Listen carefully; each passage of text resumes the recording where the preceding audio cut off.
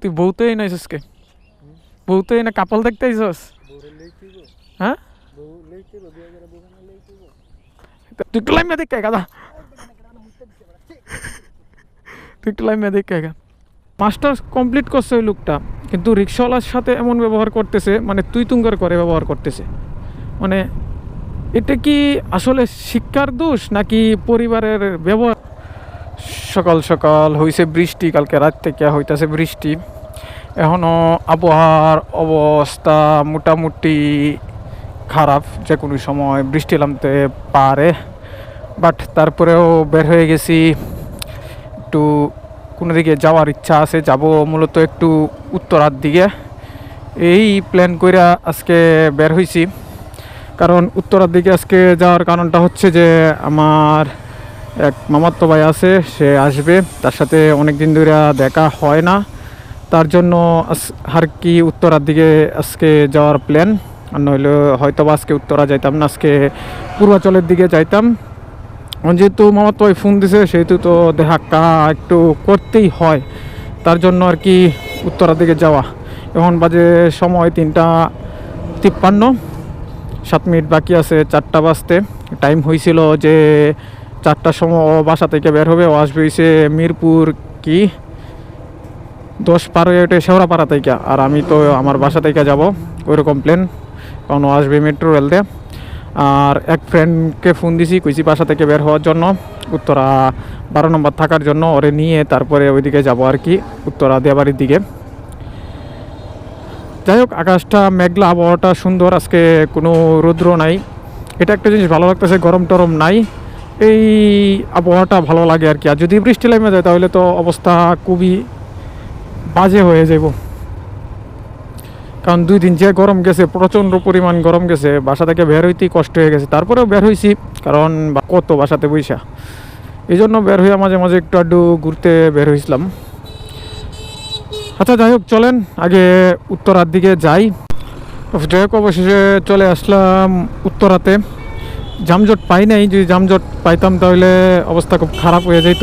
কারণ রেল লাইনের জাম যে একটা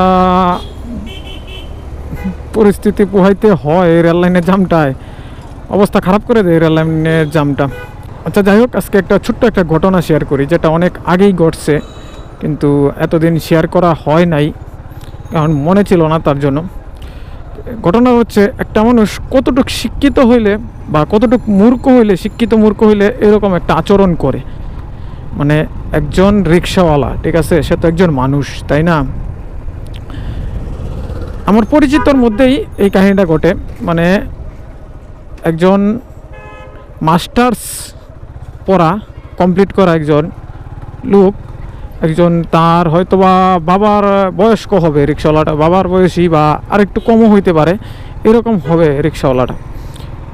ও মাস্টার্স কমপ্লিট করছে ওই লোকটা, কিন্তু রিক্সাওয়ালার সাথে এমন ব্যবহার করতেছে, মানে তুই তুঙ্গার করে ব্যবহার করতেছে। মানে এটা কি আসলে শিক্ষার দোষ নাকি পরিবারের ব্যবহারের দোষ? আমি ওইটা দোষটা কাকে দেব, আমি তো নিজেও বুঝতে পারতেছি না। এখানে 2 জায়গায় ফল্ট আছে। 2 জায়গায় ফল্টটা হয়েছে, একটা পারিবারিক শিক্ষার দোষ আছে, আর একটা হচ্ছে যে ফ্যামিলিগত মানে শিক্ষাগত যোগ্যতার দোষ আছে। মানে দুইটা মিলায়া মানে ওর দোষটা আছে। আসলে দেখেন, একজন সে রিক্সাওয়ালা, ওকে ফাইন, তুমি একজন চাকরিজীবী বা ব্যবসায়ী যেটাই হোক, বা যে কোনো একজন স্টুডেন্টেই হোক, সে তো একজন রিক্সা হইলেও সে কর্ম করে খাইতেছে, সে তো চুরি ডাকাতি করতেছে না, বা আপনার মাথার বাড়ি দিয়ে খাইতেছে না, তাই না? তার জন্য তার সাথে তুই তুঙ্গার কইরা ব্যবহার, বা এটা কি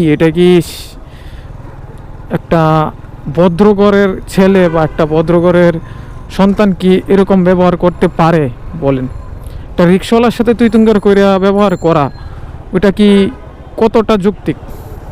এটা আসলে আমি কাউরেই দোষ দেবো না, তার শিক্ষাগত যোগ্যতায় দোষটা, ওইটা আমি বুঝতে পারছি ওই দিনের ব্যবহারে। মানে ওইটা আমার চোখের সামনে ঘটে, তার জন্য আজকে এই ঘটনাটা আমি একটু শর্টকাট করে বললাম আর কি।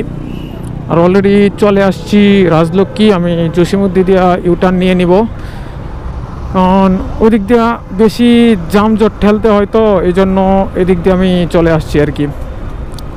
আচ্ছা যাই হোক, এই বিষয়টা নিয়ে আমার একদিন খারাপ লাগছিল বা কথা মানে একটু কথা উঠছিল, এই জন্য আমি আজকে এই বিষয়টা আমি শেয়ার করলাম, নয়তো বা আমি এই বিষয়টা আমি শেয়ার করতাম না। দেখেন, আমরা তো সবাই মানুষ, তাই না? তাই বললে একটা মানুষের সাথে খারাপ ব্যবহার করা ঠিক আছে কি দরকারটা? সে তো চুরি ডাকাতি করতেছে না বা আপনি মাথার বাড়ি দেও খাইতেছে না, তাহলে আপনি তার সাথে কেন খারাপ ব্যবহার করতেছেন বা তুই তুঙ্কার করে কেন কথা বলতেছেন?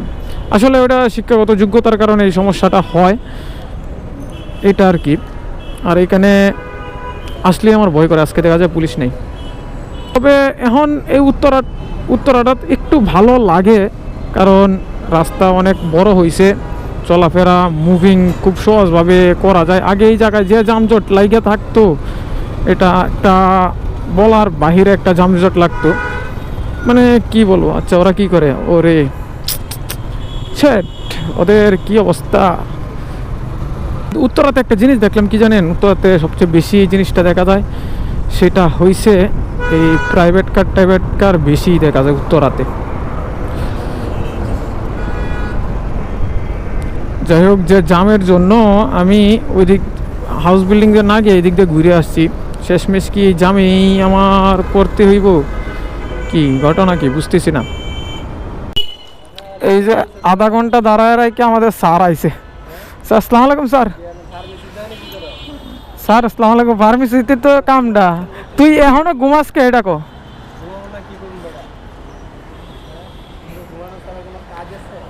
ভালো হয়ে যাও, বুঝছো? ভালো হয়ে যাও, যা করতেছো তুমি, যা করতেছো ঠিক আছে। মাত্র দেখলাম রুদ্র এখন দিয়ে বৃষ্টি, গাড়ি ভিজে গেছে, এখনো অল্প অল্প বৃষ্টি পড়তেছে। মাত্র দেখলাম না রুদ্র, কোনো বৃষ্টি নাই, আর এখন অল্প অল্প বৃষ্টি পড়ে, এই তার জন্য অপেক্ষা করা। এখন দেখি এদিক থেকে চলে যাব মেট্রো রেলের নিচে, এদিক থেকে উত্তরার দিকে দিয়াবাড়ির দিকে যাই, মেট্রো রেলের দিকে। আর আমার স্যার আসছে মাত্র, 1 ঘন্টা ধরে তার জন্য অপেক্ষা করতেছি, তারে ফোন দিছি প্রায় 1 ঘন্টা আগে, আমি বাসা থেকে বের হইতেছি, তুই বের হ। তো আমার যে জায়গায় 1 ঘন্টা লাগার কথা, ওর লাগছে 1 ঘন্টা, আমি এসে পড়ছি 20 মিনিটে। এই একটা পরিস্থিতি। যাই হোক, অবশেষে তো আসলো সেই বান্দা। আসলে বউ থাকলে যা হয় আর কি, আমরা তো আর বউ নাই, তাই যেভাবে আসে এইভাবেই রেডি হয়ে বের হয়ে যায়। তার আর বউ আছে তো একটু ফ্রেশ ট্রেশ হইতে হয়, তার জন্য আর কি একটু লেট হয়।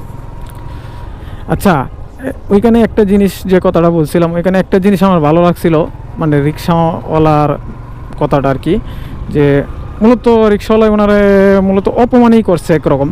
মানে কীরকম, যে বলছে যেমন আপনার এত দিকটা শিক্ষিত মনে হয়, তাহলে আপনার আচরণ বা ব্যবহার এরকম কেন, তুই তুঙ্গার করে কথা বলতেছেন কেন? মানে ওই জিনিসটা আমার খুবই ভালো লাগে, কারণ যে সময় ওরে অপমান করে, কারণ আমি কিভাবে জানি ওই লোকটা আমার সাথেই ছিল, যে সময় ব্যবহারগুলো ওর সাথে ওই খারাপ ব্যবহারগুলো করছিল, ওইগুলো আমার অনেক খারাপ লাগছিল। কারণ আমার খারাপ লাগা স্বাভাবিক। আজকে যদি বললাম না, আমি আগের ভিডিওতে বলছি, আমি যদি কোনো দিন কোটি টাকার মালিকও হয়ে যাই, যে আমি যেরকম আছি, যে একজন কৃষকের ছেলে, আমি ওই কৃষকের ছেলেই থাকবো। আমি কোনোদিন টাকা পয়সা নিয়ে বড়াই করব না, কারণ ভাই আমি তো ওই জায়গা থেকেই বড় হয়ে আসছি, তাই না? তাহলে আজকে কেন কিছু টাকার জন্য আমি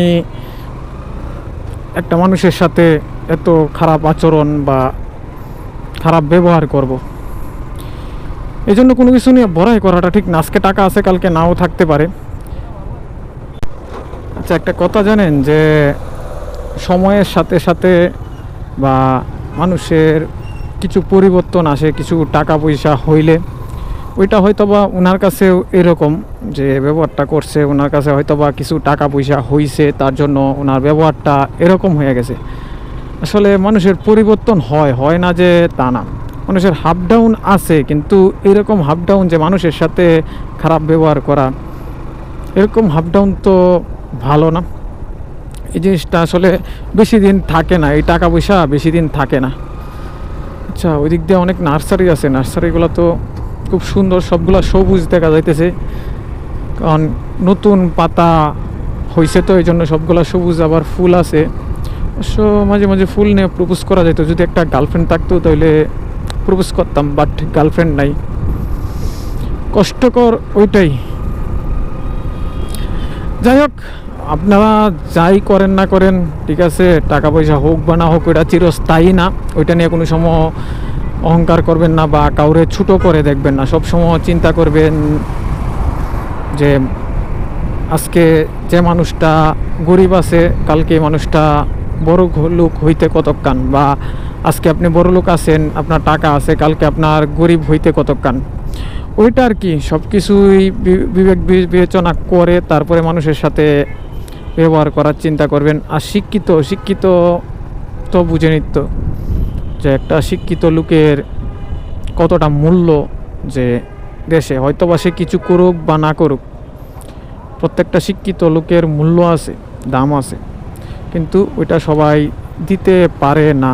আচ্ছা যাই হোক, আমার মামাতো ভাই এইখানেই থাকার কথা ছিল, কিন্তু ও কি ওই পাশে নামছে না এই পাশে নামছে আমি বলতে পারতেছি না। ও যেহেতু ওই দিক থেকে আসছে তাহলে ওই পাশে নামার কথা। আমি এইখানে দাঁড়ায় তার একটা ফোন দিই।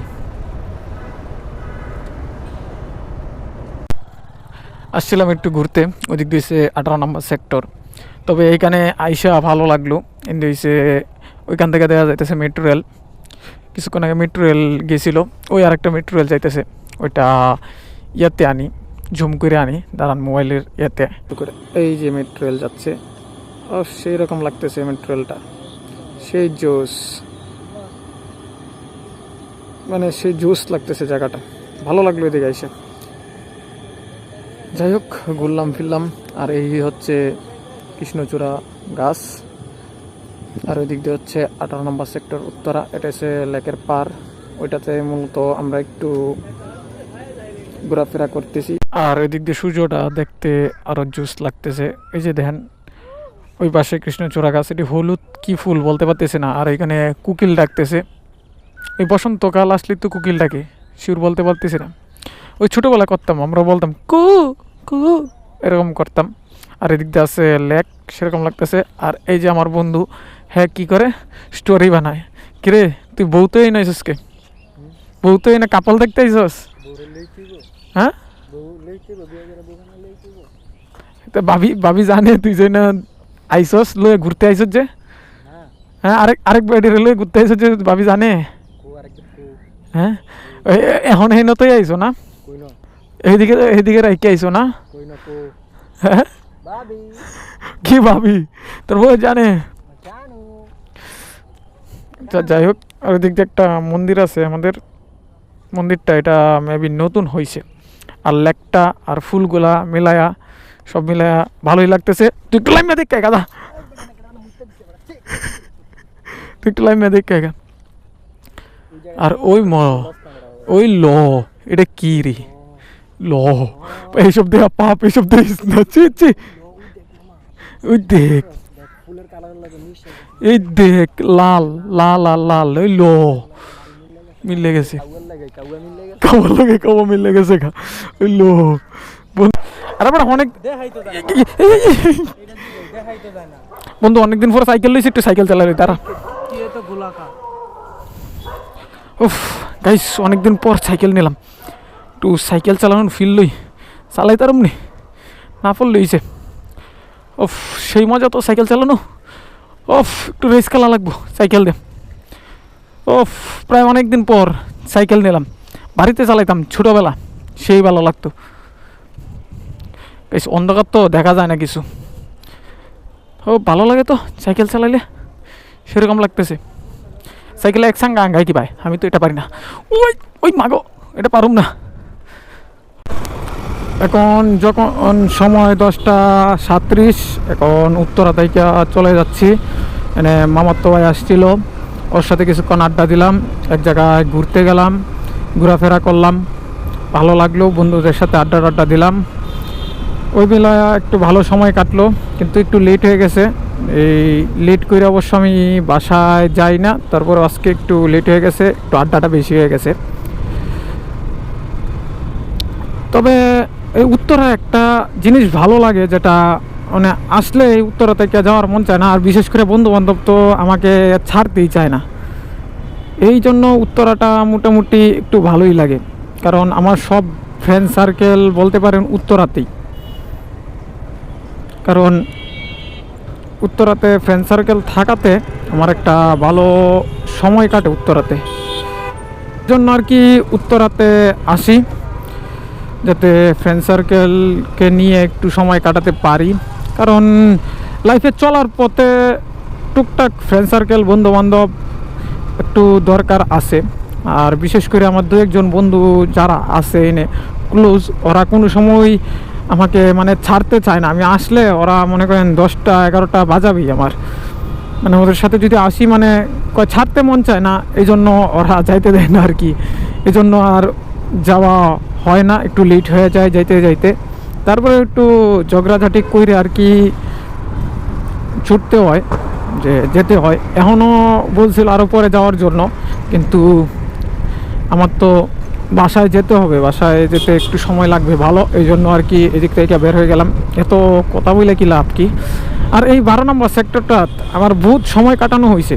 যে সময় আমি ফার্স্ট এখানে জব করতাম, ফার্স্ট বলতে যে সময় আমি এখন যে কোম্পানিতে আসি, কোম্পানিতে থাকি এখনও, এই সময় থেকে আমার এই 12 নম্বর সেক্টরটার মধ্যে অনেক সময় কাটানো হয়। তার জন্য আর কি একটু এদিকে উত্তরা আসা। আর আমার সর্বপ্রথম পরিচিত তো উত্তরা থেকেই শুরু হয়, এই জন্য আর কি উত্তরায় ফ্রেন্ড সার্কেল এইদিকে যা থাকি, যে ওইদিকে কোনো ফ্রেন্ড সার্কেল নাই, বন্ধু বান্ধব নাই, এই জন্য আর ওইদিকে আড্ডা হয় না। মাঝে মধ্যে হয়তো বা ওইদিকে 300 ফিটের দিকে যাই, এই এতটুকুই। আর এদিক দিয়ে লাইটগুলো জ্বলে না, না গাছের জন্য এই অবস্থা, এটা আমি বুঝতেছি না, হয়তো আমি ওই গাছের জন্য। আচ্ছা যাই হোক, আজকের ভিডিওটা এখানেই শেষ করব। আজকের ভিডিওটা এ পর্যন্তই, দেখা হচ্ছে আবারও নতুন কোনো ভিডিও নিয়ে। সে পর্যন্ত সবাই ভালো থাকবেন, সুস্থ থাকবেন।